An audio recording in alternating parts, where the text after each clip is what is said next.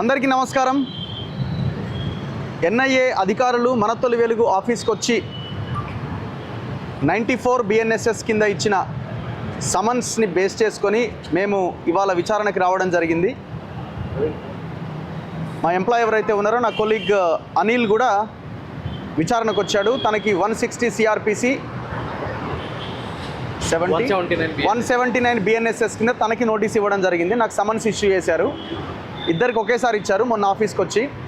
నిన్న ఆఫీస్కి వచ్చి సో నన్ను ప్రధానంగా ఆఫీస్కి వచ్చి అడిగింది ఏంటంటే, గాదే ఎన్ఐఏ గారు ఏ వీడియోలో అయితే మాట్లాడారో ఆ వీడియో మీ దాంట్లో అప్లోడ్ అయింది. అప్లోడ్ అయిన వీడియో మీదేనే కాదా, సర్టిఫై చేసి మీరు ఇవ్వాల్సిన అవసరం ఉంటుంది, బై హ్యాండ్ ఇవ్వాల్సిన అవసరం ఉంటుంది, రండి అని ఇవాళ 3 గంటలకు సమయం పెట్టారు. సేమ్ అనిల్ది కూడా.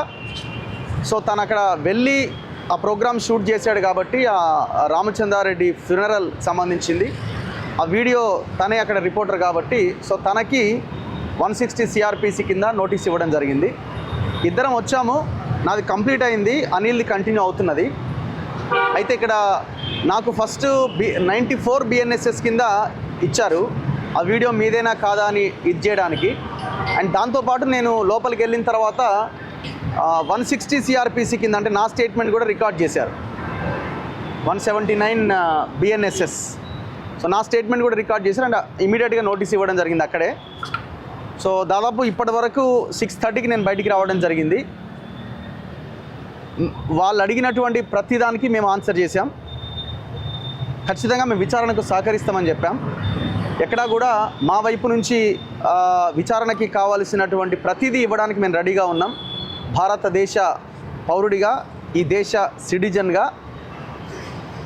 అది నా బాధ్యత కూడా. ఇన్వెస్టిగేటివ్ ఏజెన్సీస్కి సహకరించాలి. సో ఖచ్చితంగా సహకరిస్తామని చెప్పాం. సో మమ్మల్ని విచారణకు కావలసినటువంటి ఏవేవైతే అంశాలు వాళ్ళకి కావాలనుకున్నారో అవన్నీ అడిగారు. మేము అన్నింటికీ సమాధానం చెప్పాం. చాలా ఫ్రెండ్లీగా వాళ్ళు క్వశ్చన్ చేశారు. మేము కూడా చాలా బాధ్యతతో, చాలా ధైర్యంగా మేము కూడా ఆన్సర్ చేయడం జరిగింది. సో ఇందులో ప్రధానంగా వాళ్ళు తెలుసు కదా, వీడియో ఎక్కడి నుంచి వచ్చింది, మీరే షూట్ చేశారా, ఎట్లా, ఇదంతా దానికి సంబంధించిన డీటెయిల్స్ అన్నీ తీసుకున్నారు. మేము అంతా క్లియర్గా అది మా ఛానల్కి సంబంధించిన దాంట్లోనే మేము అప్లోడ్ చేయడం జరిగింది. మీరు ఏ వీడియో లింక్ అయితే మీరు FIRలో పెట్టారో అది ఛానల్ది అని చెప్పడం జరిగింది. ఇదంతా కూడా ఇన్వెస్టిగేషన్లో భాగంగా వాళ్ళకి మేము పూర్తి ఇన్ఫర్మేషన్ ఇచ్చాం. వాళ్ళు కూడా సర్టిఫై చేసుకున్నారు, అయిపోయింది. సో దాని తర్వాత విచారణకు సహకరించాలి ఖచ్చితంగా అన్నారు. ఖచ్చితంగా సహకరిస్తాం. భవిష్యత్తులో మీరు చేసే ప్రతిదాన్ని మా సహకారం ఉంటుందని చెప్పడం జరిగింది. Thank you. ఎలాంటి క్వశ్చన్స్ అడగడం జరిగింది?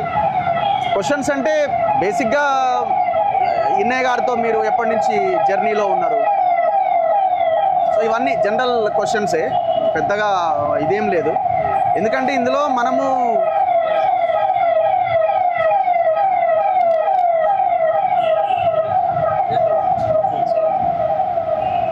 పెద్దగా నన్ను ఇన్సిస్ట్ చేసి నేనేదో అని అడిగేంత ఇది కూడా ఏం లేదు అక్కడ. ఓన్లీ నేను మన ఛానల్లో ప్లే అయిన, మన తొలి వెలుగులో ప్లే అయిన ఆ లింక్ని బేస్ చేసుకున్న ప్రశ్నలే అక్కడ ఉన్నాయి. సో ఎందుకు అట్లా మాట్లాడారు ఏంటి అనేది మనకు సంబంధం, లైన్ కూడా కాదు అది. సో ఓన్లీ ఆ వీడియోకి సంబంధించిన ఫుటేజ్ ఎట్లా వచ్చింది ఏంటి అన్న దాని విషయంలోనే దాని చుట్టే తిరిగింది తప్ప ఇంకొకటి ఏం లేదు. సో మేము జనరల్గా రెగ్యులర్గా అందరి ఇంటర్వ్యూస్ మేము తీసుకుంటాము, అందరితో మేము మాట్లాడుతుంటాము. సబ్జెక్ట్ కోసం, అనాలిసిస్ కోసం చాలామందిని మేము కాంటాక్ట్ అవుతుంటాము. అందులో భాగంగా మేము అందరితో మాట్లాడతాం.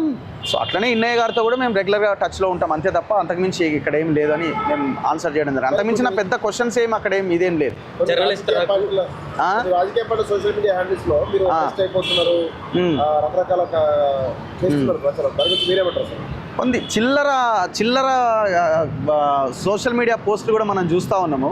ఇక అరెస్ట్ అయిపోయిండు, కొంతమంది అయితే ఇక అరెస్ట్ అయిపోయిండు, చెంచల్గూడ జైలుకే తీసుకొస్తున్నారనే పోస్టులు కానీ, కామెంట్స్ కానీ, నిన్న మొన్నటి నుంచి అయితే ఇక వీడు అర్బన్ నక్సలైటు, ఇక నోటికి వచ్చింది ఇష్టం వచ్చినట్టుగా పెట్టుకుంటున్నారు.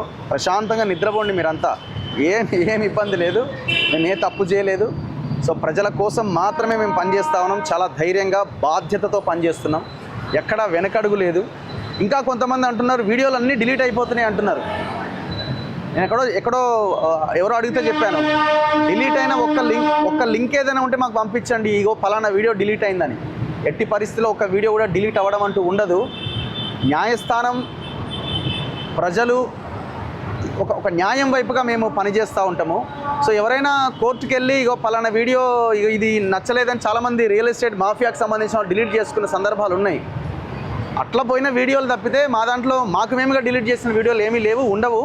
ఎవరైతే ఈ కామెంట్స్ పెడుతున్నారు, కొన్ని శాటిలైట్ ఛానల్స్ కూడా, శాటిలైట్ అని చెప్పుకునే ఛానల్స్ కూడా అసలు నాకు నోటీస్ రాలేదు, ఆ సమయానికి ఆల్రెడీ ఆ యూట్యూబ్ ఛానల్ మీద కేసు అయిందని పోస్టులు పెడుతున్నారు, అంటే బ్రేకింగ్స్ చేస్తున్నారు. ఇంత దుర్మార్గంగా వ్యవహరిస్తే ఎట్లా? కొంతమంది అయితే ఇక అయిపోయింది, ఏరివేత కార్యక్రమం స్టార్ట్ అయిందని పెడుతున్నారు. ఏరివేత అంటే ఎవరు ఏరివేత? మేము ఒకటే ఏమంటున్నామంటే, మేము పనిచేసే దాంట్లో ఒక 10% పనిచేయండి ప్రజల్లోకి వచ్చి. మీరంతా సోషల్ మీడియాలో ఈ చిల్లర పోస్టులు పెట్టేవాళ్ళు, మేము ప్రజల్లో ఉండి ఉదయం 7 గంటల నుంచి రాత్రి 8-9 గంటల దాకా మేము పనిచేసే దాంట్లో మీరు ఒక 10% పనిచేయండి, ప్రజలకు చాలా మంచి జరుగుతుంది. ఈ పోస్టులు పెట్టి విద్వేషాలు రెచ్చగొట్టి చిల్లర పోస్టులు పెట్టడం వల్ల ఉపయోగం లేదు. నేను వాళ్ళకి ప్రధానంగా చెప్పదలుచుకున్నాను. మీరు విచారణకు హాజరయ్యారు కదా, మీ పైన ఏమైనా కుట్ర జరుగుతున్నట్టు మీకు అర్థమవుతుందా ఏమన్నా? అంటే నేను ఇప్పుడు విచారణ దాంట్లో మనం చూసినప్పుడు కుట్ర అనే దాంతో నాకు ఎక్కడ కనబడలేదు. బేసిక్గా ఇప్పుడు నా మీద కేసు ఏం లేదు, మీ మీద కేసు ఉన్నదని ఎక్కడ కనబడట్లేదు. సో గతంలో అయిన కేసెస్ విషయంలో మన మీద జరిగినప్పుడు కుట్ర కోణం మనం చెప్పడం జరిగింది. ఈ పర్టికులర్ దాంట్లో నా మీద కేసే కాలే కదా, నన్ను ఓన్లీ అడిగినారు, స్టేట్మెంట్ తీసుకున్నారు ఈ వీడియో మీదేనా కాదా అని. సో ఇక్కడ కుట్ర మన మీద ఏమున్నది, అక్కడ ఏం లేదు కదా. ఇంత చిన్న స్టేట్మెంట్కు 3.5 గంటల సమయం తీసుకోవడానికి గల కారణం ప్రొసీజరల్ ప్రాసెస్ ఉంటుంది కదా అక్కడ. వాళ్ళంతా డేటా తీసుకోవాలి, ఇదంతా ల్యాప్టాప్లో వాళ్ళు చేయాల్సి ఉంటుంది. అది వాళ్ళ ప్రొసీజర్ వాళ్ళు చేసుకున్నారు. అంటే మొత్తం 5 గంటలు అంతా కూర్చొని ఏదో 1-to-1 ఇంటర్వ్యూస్ లాగా ఇన్వెస్టిగేషన్లో ఇంట్రాగేషన్ అట్లా ఏమి ఉండదు. అరెస్ట్లు ఏమైనా ఉండే అవకాశం ఉందా? కేసే లేదు, అరెస్ట్ ఎక్కడిది? ఎఫ్ఐఆర్లో మనం ఏం లేము కదా. అంటే గాదా ఇన్నయ్య మరియు ఇతరులు అని కూడా ఉంది, ఆ ఇతరుల కింద అనేసి అనుమానం. నా మీద కేసే లేదు, నా మీద కేసు లేదు. ఎవరి పేరు రాసే అవకాశాలు మనకు తెలియదు. అది ఎన్ఐఏ అధికారులని మీరు వెళ్ళి వాళ్ళని ఏమన్నా అడిగితే మరి వాళ్ళు ఏమైనా చెప్తారేమో, కానీ మనకు అదర్స్ ఎవరనే తెలీదు. నాకు తెలిసి జనరల్గా ఏదైనా ఎఫ్ఐఆర్ పెట్టినప్పుడు కూడా సో పలానా అక్యూజ్డ్ అండ్ అదర్స్ అని జనరల్గా ఉంటుంది. సో అందులో వాళ్ళు రిమాండ్ కేసు డైరీలో కూడా రకరకాలుగా పాయింట్అవుట్ చేశారు కదా, వాళ్ళతో వీళ్ళతో అని. మరి వాళ్ళ పేర్లు ఏమైనా పెడతారో మనకు తెలియదు. అది ఇన్వెస్టిగేటివ్ ఏజెన్సీస్ తీసుకోవాలి, మనకు సంబంధం లేని విషయం. అది గాదైని అరెస్ట్ తర్వాత జర్నలిస్ట్ అర్బన్ నక్సలైట్ ప్రచారం బలంగా జరుగుతుంది. దాని గురించి మీరేమంటారు అసలు? అంటే అర్బన్ నక్సలైట్ అంటే ఏంటి అన్నదానికి వాళ్ళు ఒక అర్థం చెప్పాలి. ఫస్ట్ మేము ఒకటే లైన్తో ఉన్నాం. మా లైన్ సింపుల్ అండ్ క్లియర్. ప్రజల కోసం మేము పనిచేస్తున్నాం, ప్రజల కోసమే మేము పనిచేస్తాం. పబ్లిక్ ఇష్యూస్ ఎక్కడ సమస్య ఉంటే అక్కడ వాలిపోతాం, అక్కడ నిలబడతాం, అక్కడ కొట్లాడే ప్రయత్నం చేస్తాం, ప్రభుత్వాల దృష్టికి తీసుకొస్తాం. ఎక్కడ వెనకడిగేసే పరిస్థితి ఉండదు. అర్బన్ నక్సలైట్ అంటే ఏంటి అసలు, దాని మీనింగ్ ఏంటో దయచేసి విశదీకరించి చెప్పండి. నక్సలైట్ అంటే ఎవరు, అర్బన్ నక్సలైట్ అంటే ఎవరు, అడవుల్లో పనిచేసే వాళ్ళు ఎవరు, మరి ఇక్కడ పనిచేసే ఇక్కడ ఉన్న వాళ్ళని మీరు ఎట్లా నక్సలైట్ల కింద చూస్తున్నారు? నేను అదే అంటున్నాను కదా, మేము చేసే పనిలో, ప్రజల కోసం మేము చేస్తున్న పనిలో ఒక 10% మీరు ప్రజల్లోకి వచ్చి పని చేయండి, దేశం బాగుపడుతుంది. ఇంట్లోనే కూర్చొని యువతలో అర్బన్ నక్సలైట్ అని చెప్పి మీరేదో దేశాన్ని ఉద్ధరించినట్టుగా మాట్లాడకండి దయచేసి. ఒకవేళ ప్రజల కోసం పని చేయడమే అర్బన్ నక్సలైట్ అంటే పిలవండి, మరి తప్పే ఉంది. ప్రజల కోసమే పనిచేసే వాళ్ళు అర్బన్ నక్సలైట్ అని మాలాంటి వాళ్ళ మీద మీరు బురదల్లే ప్రయత్నం చేసి పిలుచుకోండి. ఎవడొద్దన్నాడు? దానికి ఏమైనా రాసి ఉన్నదా? ఇది పలానా అర్బన్ నక్సలైట్ అని రాజ్యాంగంలో రాసి ఉన్నదా? మేము రాజ్యాంగం ఇప్పుడు మీరు అనొచ్చు, మీరు మావోయిస్టుల దాని విషయంలో మీ లైన్ ఏంటి అంటే, నేను చాలా క్లియర్గా చెప్తున్నా కదా. ఇప్పుడున్న టెక్నాలజీ, ఇప్పుడున్న రాజ్యం చేస్తున్నటువంటి ఈ పరిస్థితుల్లో ఇంకా అక్కడ ఉండి మనం కొట్లాడడం అంత ఈజీ కాదు. సో మీరు చాలా పెద్ద ఎత్తున మేధావులు, చదువుకున్న వాళ్ళు, ఇదంతా ఒక క్రీమ్. సో ఈ క్రీమ్ అంతా ప్రజల్లోకి వచ్చి పనిచేస్తే ఇంకా గొప్ప ఫలితాలు ఉంటాయి, సాధించవచ్చు. ఎలక్షన్ని మనం ఫేస్ చేయాలి. అల్టిమేట్గా ప్రతి సమస్యకి రాజకీయమే ముందుంటుంది. సో రాజకీయంగానే మనం ఏదైనా సాధించుకోవాలి. సో ఆ దిశగా ప్రయత్నం చేయమని మనం ఇప్పుడు కాదు, అది ఎప్పటి నుంచో అడుగుతున్నాం. మనం వీళ్ళకి మనం అర్బన్ నక్సలైట్లు కనబడుతున్నాం. మరి మీకేం పేర్లు పెట్టాలి? మీరు అర్బన్ నక్సలైట్ అనేవాళ్ళు ఒకటే స్ట్రేట్ క్వశ్చన్. అర్బన్ నక్సలైట్లని పిలిచే వాళ్ళకు ఒక స్ట్రేట్ క్వశ్చన్ నేను వేస్తున్నది ఏంటంటే, ఇవాళ దేశంలో ఉన్న అడవిలాగా ఉండాలన్నా, కార్పొరేట్ సంస్థలకు కట్టబెట్టాలన్నా? ఈ ప్రశ్నకి దయచేసి ఆన్సర్ చేయమని అడుగుతున్నాం. ఒకటే క్వశ్చన్, ఈ అడవిలాగా ఉండాలన్నా, లేకపోతే ఎవడో కార్పొరేట్ పెట్టుబడిదారుల చేతుల్లోకి పోవాలన్నా? దానికి ఆన్సర్ చెప్తే ఈ అర్బన్ నక్సలైట్ ఏందన్నది జనాలు డిసైడ్ చేసుకుంటారు. మీరు చెప్పండి, అడవి ఎక్కడ ఉండాలి? అడవిలాగా ఉండాలన్నా, లేకపోతే అడవి కార్పొరేట్లకు అప్పగించాలన్నా, అడవిని మొత్తం తీసేయాలన్నా, ఏం చేయాలన్నా మీరు చెప్పండి. గవర్నమెంట్ కూడా క్లారిటీ ఇవ్వాలా. ఒకవేళ ఈ ఈ ఈ ఈ నక్సలైట్ల ఏరివేతనో ఇంకేదో మీరు ఏదైతే చేపట్టారో దీని తర్వాత అడవి ఉంటుంది, ఆదివాసీలు ఉంటారు అని ఒక క్లారిటీ ప్రజలకు ఇస్తే ఎవరికేం ఇబ్బంది లేదు కదా. యా, మీరు హిట్మా గ్రామానికి వెళ్ళడం జరిగింది. వెళ్ళాం. మంది మీడియా మిత్రులు కూడా చాలా మంది 3 రోజుల పాటు మీరు అంతా వెళ్ళడం జరిగిందా? ఈ దాదాపు అరెస్ట్ వెనకాల హిట్మా గ్రామానికి వెళ్ళినటువంటి ఇప్పటికీ కారణం ఏమైనా ఉండే అవకాశం ఉందా? మీతో పాటు ఇన్నేగాకు వచ్చారు కదా.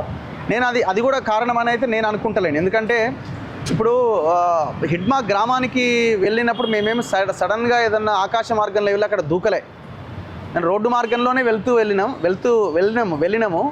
పూవర్తి అనే ఆ హిడ్మా గ్రామానికి వెళ్ళడానికి నేను రోడ్డు మార్గంలో దాదాపు ఒక 10-15 క్యాంపులు దాటుకుంటూ పోలీసులు క్వశ్చన్ చేస్తే మేము జర్నలిస్టుము పలానా చోటికి రిపోర్టింగ్కి వెళ్తున్నామంటే వాళ్ళు కూడా చాలా హ్యాపీగా వెళ్ళండి అనే దాంట్లోనే చెప్పినారు వాళ్ళు. సో వెళ్ళండి కానీ జాగ్రత్త అని కూడా చెప్పారు వాళ్ళు. మేము పూవర్తి అనే విలేజ్కి వెళ్తే మీకు తెలుసు కదా.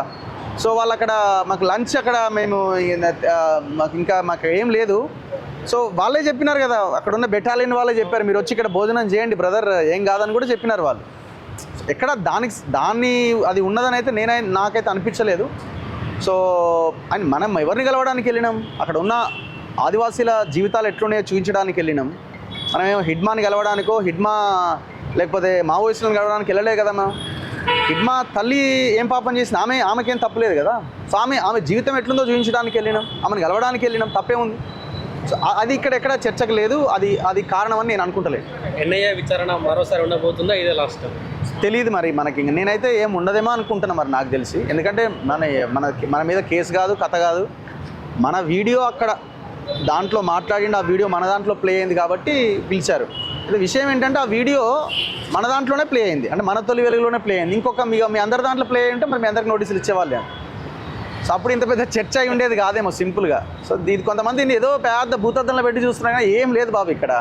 దయచేసి ఎవరైతే ఈ సోషల్ మీడియాలో పెడుతున్నారో, సంబరాలు చేసుకుంటున్నారో అయిపోయింది, మీరు ఆపురు ఇక దయచేసి. ఏం లేదు ఇక్కడ. నేను ముందే చెప్పిన, వాళ్ళు వచ్చి నోటీస్ ఇవ్వడంలో ఆశ్చర్యం ఏమీ లేదు. ఇది జనరల్గా విచారణ ప్రక్రియలో జరిగేదే ఇదంతా కూడా. నా ప్లేస్లో ఇంకెవరున్నా వాళ్ళకు కూడా వెళ్తారు, బాబు వచ్చి మీరు ఏంటో చెప్పండి అని అడుగుతారు. కామన్గా జరిగేదే ఇది. సో మా లైన్ వెరీ క్లియర్. లైన్ నుంచి వెనకడుగు వేసే ప్రసక్తే లేదు. మా లైన్ పబ్లిక్ లైన్. మీ ఛానల్లో ఏమైనా వీడియోలు డిలీట్ చేసారు? ఏం లేదు, అట్లాంటిది ఎందుకు చేస్తారు అట్లా? అట్లా ఏమి ఉండదు కదా, అలాంటి డిలీషన్ అట్లాంటిది ఏం డిలీట్ అవుతున్నాయి కొన్ని. నెవర్. ఒక లింక్ చూపించండి. ఇప్పుడు డిలీట్ అయితే వీడియో మీ దగ్గర ఆ లింక్ ఉంటే దాన్ని క్లిక్ చేస్తే రిమూవ్డ్ బై ద అప్లోడర్ అని వస్తుంది. అది చూపించండి, ఒకటి ఏదైనా చూపిస్తే నేను దానికి ఆన్సర్ చెప్తాను. అంటే విచారణ అనేది యూఆర్ఎల్ బేస్లో జరిగిందా లేకుంటే ఛానల్ బేస్లో? ఛానలే కదా. యూఆర్ఎల్ ఎవరిది? ఛానల్దే కదా. యూఆర్ఎల్ ఛానల్దే కదా. సో విచారణ చాలా ప్రశాంతంగా, చాలా వాళ్ళు ఫ్రెండ్లీగా మంచిగా అడిగారు. మనం కోఆపరేట్ చేసిన వాళ్ళు కూడా మంచిగా నీట్గానే చేశారు. ఎక్కడ కూడా ఇదేం లేదు. చాలా లేదు అసలు అట్లా లేనే లేదు. చాలా ఇదిగా జరిగింది. మా అడ్వకేట్ గారు మాట్లాడతారు, సుంకర నరేష్ గారు.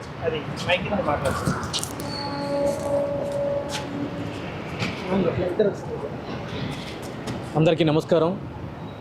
మనందరికీ తెలిసిన విషయమే, గాది ఎన్ఐఏ గారు అరెస్ట్ తర్వాత ఎన్ఐఏ నిన్న మన తొలి వెలుగు ఆఫీస్కి రావడం జరిగింది. రఘు గారికి, అదేవిధంగా ఆయన దగ్గర పనిచేసే సిబ్బందిలో ఒకతనటువంటి అనిల్ గారికి కూడా నోటీస్ అనేది ఇవ్వడం జరిగింది. అందులో భాగంగా రఘు గారికి ఇచ్చిన దాంట్లో మీ యొక్క యూట్యూబ్ ఛానల్లో ప్లే అయినటువంటి ఒక వీడియో లింక్కి సంబంధించి అక్టోబర్ నెలలో ప్లే అయినటువంటి వీడియోకి సంబంధించిన ఫుటేజ్ మాకు కావాలి అని చెప్పని, అది కూడా క్లియర్గా 65B ఎవిడెన్స్ యాక్ట్ సర్టిఫికేషన్ తోటి కావాలి అని చెప్పని అడగడం జరిగింది. అనిల్ అనే వ్యక్తికి సంబంధించి మీరు విచారణకి రావాలి మా దగ్గరికి అని చెప్పడం జరిగింది. అందులో భాగంగానే ఈయన్ని కూడా ఇన్ పర్సన్గా ఈరోజు కార్యాలయానికి, అతను కూడా విచారణకి కార్యాలయానికి 3 గంటల లోపు రావాలి అని చెప్పడం జరిగింది. ఒక నిజాయితీ గల జర్నలిస్టుగా, ఒక బాధ్యత గల సమాజంలో వ్యక్తిగా, భారతదేశ పౌరుడిగా ఇద్దరూ కూడా ఈరోజు విచారణకి హాజరు కావడం జరిగింది. మేము కూడా మొదట్లో విచారణ అధికారి గారిని కలవడం జరిగింది.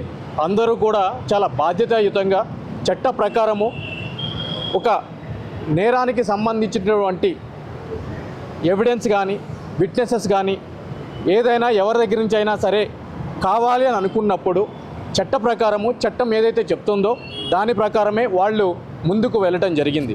ప్రధానమైన కారణం ఏంటి అంటే కనుక ఈ యొక్క ఛానల్లో ఆ వీడియో లింక్ అప్లోడ్ అయ్యింది. దాంట్లోనే విద్వేషపూరితమైనటువంటి ప్రసంగం ఉంది అని చెప్పి భావించబడుతున్నారు కాబట్టి దానికి సంబంధించి వాళ్ళు అడగడం జరిగింది. దానికి సంబంధించే ఈరోజు వీళ్ళు రావడం జరిగింది. విచారణ అధికారుల ముందు హాజరు కావడం జరిగింది. విచారణ కూడా సవ్యంగా జరగడం జరిగింది.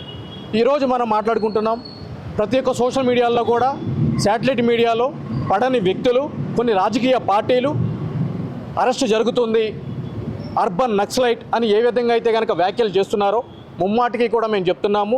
మా తరపున కూడా ఎన్ఐఏ అధికారులకి ఏదైతే కనుక అర్బన్ నక్సలిజం అనే మాట ఉందో అది ముమ్మాటికి కూడా పదే పదే ఇన్స్టిగేట్ చేయడం కూడా చట్ట ప్రకారం నేరం కాబట్టి మా దృష్టికి వచ్చిన వాళ్ళందరి మీద కూడా కంప్లైంట్ రూపంలో, ఫిర్యాదు రూపంలో మేము కంప్లైంట్ రూపంలో చేసి సదరు అధికారులకు అందజేసి ఈ విధంగా సమాజంలో శాంతి భద్రతలు చెడగొట్టే విధంగా, అదేవిధంగా బాధ్యత కలిగిన వృత్తిలో ఉన్నటువంటి వ్యక్తుల మీద ఇటువంటి ముద్రలు వేయడం చేత సమాజంలో అది ఒక వక్రీకరించబడిన దిశగా వెళ్తుంది. కాబట్టి వీళ్ళందరి మీద కూడా సమాజ వ్యతిరేక శక్తులు కూడా నిజమైన నక్సలిజానికి, అర్బన్ నక్సలిజానికి అర్థం ఏంటి, ఏం చెప్తుంది అని తెలుసుకుని మాట్లాడితే ప్రతి ఒక్కరు కూడా వింటుంది. ఈరోజు ఎవరైతే కనుక ఈరోజు అరెస్ట్ కాబడ్డారు వీళ్ళు అర్బన్ నక్సలైట్లు అని చెప్పి అంటున్నారో వాళ్ళందరికీ కూడా రేపు నోటీసులు ఇష్యూ చేసి వాళ్ళు కూడా విచారణ అధికారి ముందు హాజరయ్యి వాళ్ళకి ఎక్స్ప్లెనేషన్ చేసే విధంగా కూడా